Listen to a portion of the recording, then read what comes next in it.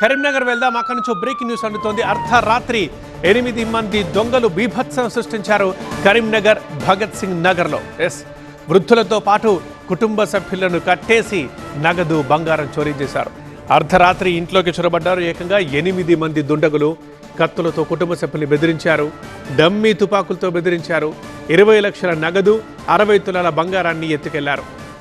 చోరీ చేసిన తర్వాత బైకులపై వారు పారిపోతున్న దృశ్యాలు సీసీ కెమెరాలో రికార్డ్ అయ్యాయి. వాటి ఆధారంగా పోలీసులు దర్యాప్తు చేపట్టారు. మనం ఇంతకుముందు చూసాం రైట్ సైడ్లో ఒక పండు ముసలాయన, ఒక వృద్ధుడు 70+ or 80+ ఉంటాయి, అతన్ని కూడా బెదిరించి కట్టేసి కొట్టి దొంగలు అక్కడ నుంచి నగదు బంగారాన్ని చోరీ చేసుకొని వెళ్ళిపోయారు. రైట్ సైడ్ బాక్స్లో మనం చూస్తున్నాం సీసీ ఫుటేజ్. అది దొంగతనం చేసిన తర్వాత వాళ్ళ బైక్ల మీద పారిపోతున్నారు. 8 మంది వచ్చారు కరీంనగర్లోని భగత్ సింగ్ నగర్కి.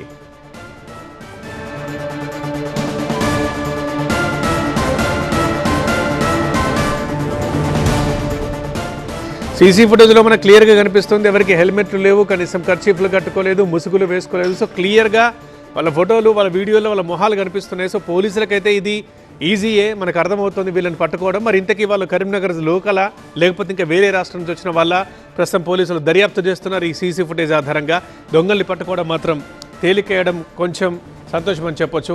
ఎందుకంటే అక్కడ వాళ్ళు ఏమి దాచుకోలేదు, ముఖాలు క్లియర్గా కనిపిస్తున్నాయి కాబట్టి. అసలు రాత్రి ఏం జరిగింది, దొంగలు ఇంట్లోకి వచ్చిన తర్వాత ఏం చేశారు, బాధితుడు మీడియాకు చెప్పాడు. అతను ఏం చెప్పాడో ఒకసారి చూద్దాం.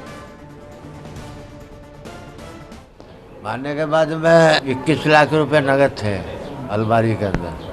हमारी भीड़ से ज़बरदस्ती वो खुलवाए और जो उसमें 21 लाख रुपए नगद वो निकाल लिए और उसमें 70 तोले तक सोना था. 2 बच्चियों का सोना भी है था, वो भी ले लिए. सबके पास गना है, आप लाए जब? उनके पास गना नहीं, वो चाकू थे और रिवॉल्वर थे. बहुत डरा है, हम लोग मारपीट करे. किसको पहचानते उसमें? नहीं कि वो पहचान में नहीं, वो पैर रखे थे, पूरा मास्क डाल लिया. हाँ, पूरे मास्क डाल रखे थे. वो मास्क में कुछ भी नहीं, खाली आँख देख रहे थे उनके, बस. कोई आजू बाजू वाले नहीं देखे जब आने जाने? आजू बाजू वाला साहब हमारा वो ये वॉचमैन यही सो रहा था. वो तो किसी को आवाज़ नहीं गई ना, आवाज़ ही नहीं जाने दी वो लोग. कितने बजे आए ठीक उन लोग? 12:15 बजे. और 12:15 बजे आने के बाद में 1 बजे तक जो है ये 1:15 बजे तक ये सिलसिला चला. वो सामान पैसे लेके सोना लेके फिर वो लोग जल्दी निकल गए, फिर भाग गए. అది ఆ వృద్ధుడు చెప్తున్నాడు. అతనే కుటుంబ సభ్యుడు. వృద్ధుడని కూడా చూడకుండా ఆయనను కూడా కట్టేసి కొట్టారు. వచ్చిన దొంగలు ఎలా ఉన్నారని అడిగితే జస్ట్ కళ్ళు మాత్రం కనిపించాయి, ముసుగులు వేసుకున్నారు. సో వాళ్ళు ఎవరు నేను గుర్తుపట్టలేకపోయినానని చెప్తున్నాడు. బట్ సీసీ ఫుటేజ్లో మాత్రం, అంటే దొంగతనం జరిగిన తర్వాత మాత్రం వాళ్ళు ముసుగులు తీసేస్తారు, అందుకే క్లియర్గా కనిపిస్తున్నారు. అసలు దొంగతనం ఎలా జరిగింది, అప్పుడు ఏం జరిగింది, పూర్తి అప్డేట్స్ మా సీనియర్ కరెస్పాండెంట్ సంపత్ ద్వారా తెలుసుకుందాం. సంపత్. కరీంనగర్లోని భగత్ నగర్లో భారీ దొంగతనం జరిగింది. నిన్న అర్ధరాత్రి 12 గంటల ప్రాంతంలో ఇదే ఇంట్లో దొంగతనం జరిగింది. మొత్తం 8 మంది వ్యక్తులు ఇంట్లోకి చొరబడ్డారు. చొరబడిన తర్వాత ఆ కుటుంబ సభ్యులను కూడా తాళ్లతో కట్టివేయడం జరిగింది. కట్టివేసిన తర్వాత కూడా వారిపైన దాడి చేసిన క్రమంలో ఉన్నా కూడా అక్కడ బీరువాలో ఉన్న మొత్తం సుమారుగా 60 తులాల బంగారాన్ని కూడా దోచుకుపోయారు. అంతేకాకుండా 20 లక్షల నగదును దోచుకెళ్లారు. ఆ వృద్ధ దంపతులు కూడా తీవ్రంగా దాడి చేశారు.